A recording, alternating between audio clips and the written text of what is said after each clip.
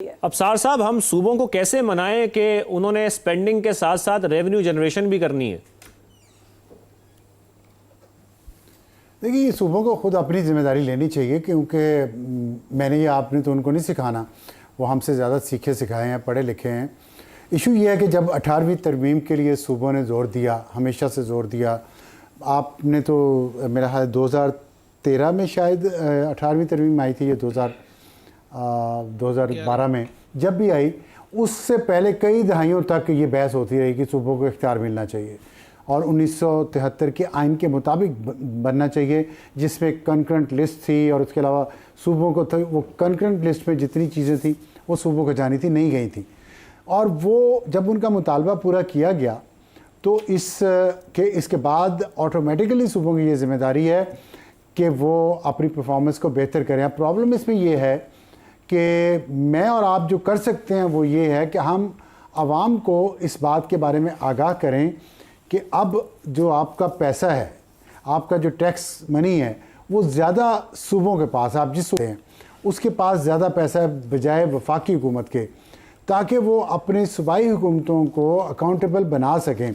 देखिए, कुछ चीज़ों पे तो वफाकी हुकूमत का होल्ड है, जैसे पेट्रोल है, बिजली की कीमतें हैं, गैस है और कुछ टैक्सेस हैं, लेकिन अगर आप सूबाई हुकूमतों की तरफ देखें तो उनका जितना भी डिपेंडेंस है मेजरली वो उसी टैक्स पे जो वफाकी हुकूमत इकट्ठा करती है, चाहे वो कस्टम ड्यूटी हो, चाहे वो GST हो, चाहे वो इनकम टैक्स हो या वेल्थ टैक्स हो। तो ये और पैसा फिर वफाक के पास रहता कोई नहीं है, सूबों को उन्हें लाजमी देना पड़ता है। अगर कुछ हिस्सा इसमें सूबे भी जमा करना शुरू करें, कुछ नहीं बल्कि बहुत ज़्यादा, पूरी दुनिया में जो है वो स्टेट ज़्यादा टैक्स इकट्ठा करती है बजाय वफाक के। हमारे यहाँ उल्टा सिस्टम है, हम इख्तियारात तो सूबे हमारे सारा चाहते हैं लेकिन ज़िम्मेदारी सारी नहीं चाहते। दूसरा फ़र्क ये है कि सूबों के पास जो इख्तियारात गए हैं वो अब नीचे ज़िला की सतह पे जाने चाहिए। ये कितना बड़ा लकूना है 18वीं तरमीम के बाद कि वफाक से पैसे सूबों के पास चले जाते हैं और सूबे फिर अपनी मर्ज़ी से खर्च करते हैं। और ये वही वाला कॉन्फ्लिक्ट और कॉन्ट्रडिक्शन है जिसके बारे में सूबे एतराज़ करते थे वफाक पे, और 1973 के आइन के बाद 40-50 साल वो एतराज़ करते रहे कि वफाक हमें पैसा दे, हमें पता है कहाँ खर्च करने हैं। अब ज़िले ये कह रहे हैं सूबाई हुकूमत को, सूबाई दारुल हुकूमत को कि पैसा हमें दें, हमें पता है कि कहाँ पे खर्च करना है, लेकिन इस पर सूबाई हुकूमत मान नहीं रही। और उसी तरह तमाम सूबाई हुकूमतें बिहेव कर रही हैं जैसे वफाक उनके साथ करता था। तो अब ये सूबों का फ़र्ज़ है मेरे ख्याल में कि जो हक आपने ऊपर से लिया है वो नीचे लोगों तक पहुँचाएँ। शकील रामे साहब अभी हमारे साथ मौजूद हैं, उनको भी शामिल गुफ्तगू करते हैं। मैं आपसे भी कमेंट चाहता हूं, जो मुतालबात, जो तहफ़्फ़ुज़ात बिज़नेस कम्युनिटी की तरफ से बिज़नेस की सरगर्मी बढ़ाने के लिए बातचीत की जा रही थी, इस बजट के बाद हम क्या कह सकते हैं? रिलीफ का तो कुछ हद तक ऐलान किया गया है, लेकिन आप बेहतर राय इस पर देंगे।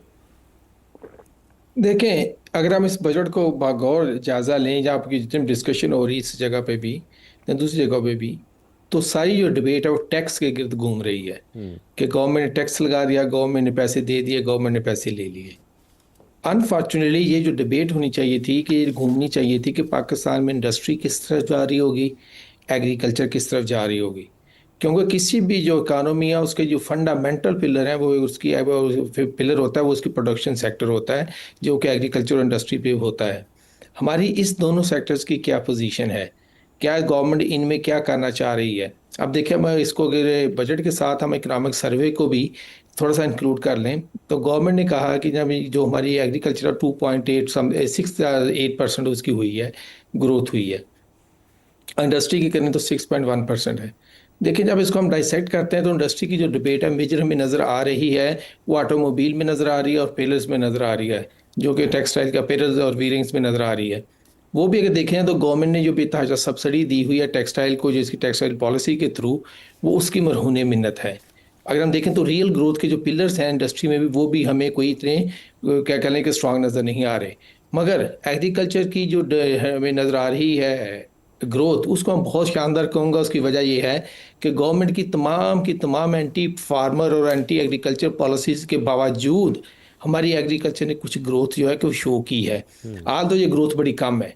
अगर हम देखें तो जीडीपी में इसका हिस्सा कितना है एग्रीकल्चर का, इसका हमारा लेबर फोर्स में कितना है, लेबर फोर्स में मेरा 37 और 38% है, जीडीपी में 23.44% है। यानी कि जो मेजर पिलर हैं वो आपकी परफॉर्मेंस आपके सामने है। जब तक ये दोनों ठीक नहीं होंगे तो आप इकोनॉमी को ठीक करने की कैसे बात करेंगे।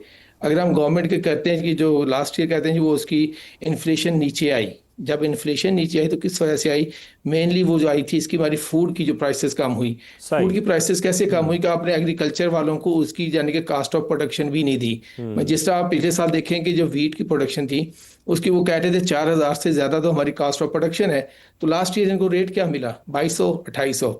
अब इस तरह की जब चीज़ें की थी तो ये शॉर्ट टर्म है, और जो हमें ग्रोथ भी नजर आ रहा है शॉर्ट टर्म में। अभी भी जो नजर आ रहा है वो हमारा फोकस जो है वो टैक्सेस पे है, यानी कि किसका टैक्स बढ़ा दो, किसी का कम कर दो। बिल्कुल, टैक्स कलेक्शन पे हमारा ज्यादा जोर है। नदीम मलिक साहब, मैं आपकी जाने पाऊंगा, जब हम बार बार ग्रोथ की बात करते हैं तो कॉस्ट ऑफ प्रोडक्शन की बात आती है। इस पूरे बजट में या स्पीच में मुझे तो अभी तक कहीं दिखाई नहीं दिया है कि किसी किस्म के ऐसे रिलीफ की बात की जाए या ये बात की जाए कि हमने कॉस्ट ऑफ प्रोडक्शन किस तरीके से कम करनी है। कुछ टैक्स में रिलीफ की बात तो हो रही है, लेकिन बिजली का टैरिफ तो वैसे ही ज्यादा है, फिर उसके बाद जो कॉस्ट ऑफ प्रोडक्शन है वो भी हमारी ज्यादा ही है। तो और वजीर आजम दूसरी तरफ ये भी कह रहे हैं कि इस बजट के बाद जो मईशत का पहिया है वो बहुत तेजी से चलना शुरू हो जाएगा। ये ग्रोथ की तरफ फिर हम कैसे जाएंगे?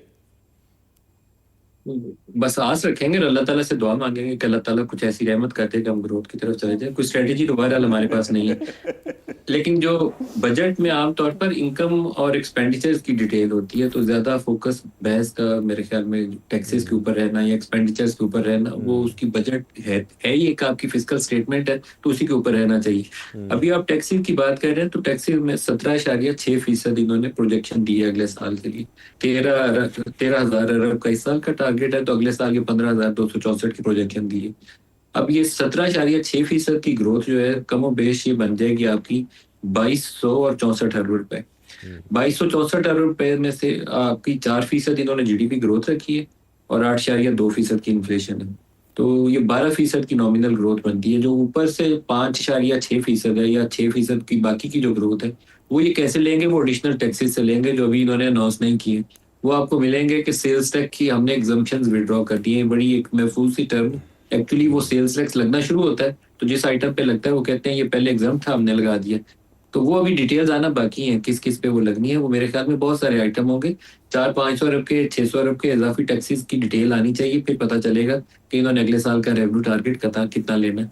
जो मैंने आपको 12% की ग्रोथ बताई कि जीडीपी और इन्फ्लेशन के साथ बनती है, वो भी ऑटोमेटिकली पूरी 12% आती नहीं। 12% की नॉमिनल ग्रोथ आनी चाहिए आइडियली। हो सकता है उसमें से वो 12% की बजाय वो 8% आए या 9% आए।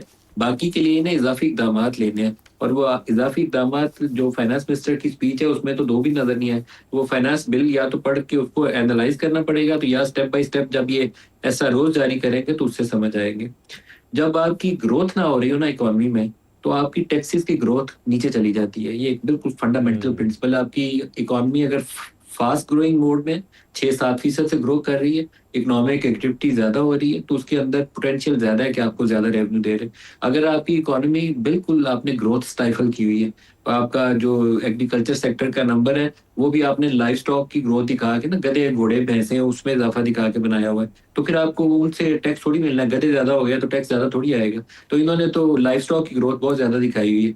लार्ज स्केल मैन्युफैक्चरिंग का नंबर हो सकता है पिछले 3-4 सालों की कंटिन्यूस लो बेस के बाद इस साल ऊपर गया हो, लेकिन स्मॉल स्केल में नंबर तो सारा टेबल पे बैठ के प्रोजेक्शन से बनाते हैं, तो इनके नंबर्स में काफी इश्यूज हैं, जेन्युइन नहीं है वो नंबर्स। तो इनका बजट जो ओवरऑल जितना होना चाहिए था ना, एक आउट ऑफ द बॉक्स थोड़ी सी इमेजिनेशन यूज करनी चाहिए थी कि हमारी इंडस्ट्री जो है वो रिवाइव हो जाए, कुछ इन्वेस्टमेंट एफडीआई आनी शुरू हो जाए। उस टाइप की तो दो इकदाम भी नहीं है। कोई एक चीज बता दें हम लोगों को बता सकें कि ये काम करने से ये शुरू हो जाएगा। रियल एस्टेट सेक्टर के लिए जो टैक्सेस की शरह इन्होंने काम किया वो दुरुस्त काम किया है, क्योंकि रियल एस्टेट सेक्टर में असल टारगेट और असल जो चैलेंज है, बल्कि टारगेट भी नहीं कहना चाहिए, चैलेंज ये है कि ब्लैक इनकम है वो डॉक्यूमेंट नहीं हो रही। तो आप उसको 1%, 1.5% की शरहों से टैक्स करें, सिर्फ उसको कोशिश करें कि वो टैक्स नेक्स्ट में वो असासे आने शुरू हो जाए। इन्होंने किया ये कि टैक्स लगाया तो सीधे 4-4% से 5-5% से लोग उसके ऊपर फिर वो करते हैं कि वो जो वैल्यू 10 करोड़ का सौदा है 5 करोड़ का डिक्लेयर करते हैं, टैक्स उतना मिलता नहीं है। तो आप स्टार्ट ही लो बेस से, लो रेट से शुरू करें, 1%, 1.25%, 1.5% इस शरहों से शुरू करें, ताकि किसी के पास बेईमानी करने के लिए इंसेंटिव ना हो और वो तमाम असासे जो आपके टैक्स नेट में आने शुरू हो जाए दुरुस्त है। लेकिन बियॉन्ड दैट अगर रियल एस्टेट से आगे निकलते हैं तो कौन सी इंडस्ट्री के लिए कौन सी पॉलिसी है जिसके नतीजे में हम ये उम्मीद रखें कि पाकिस्तान में सरमायाकारी होगी, जॉब क्रिएशन होगी, अनएम्प्लॉयमेंट बढ़ रही है।